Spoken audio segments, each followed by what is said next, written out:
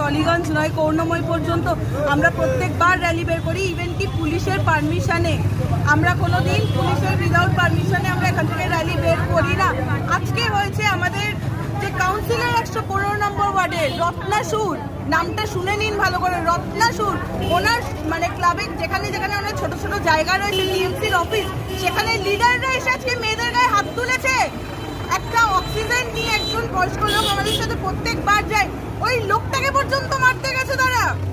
কতটা নৃশংস, কতটা নোংরা লোক তারা।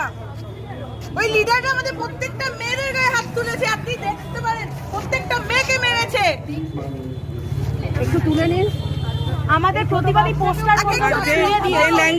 ল্যাঙ্গুয়েজগুলো ইউজ করেছে সেগুলো একটুখানি বলো। প্রচন্ড তো নোংরা ল্যাঙ্গুয়েজ, আমরা এরকম ভাবে ওভার ভিডিও তো আমরা এগুলো এক্সপ্লেন করবো না। প্রচন্ড নোংরা ল্যাঙ্গুয়েজে ওনারা কথা বলেছে।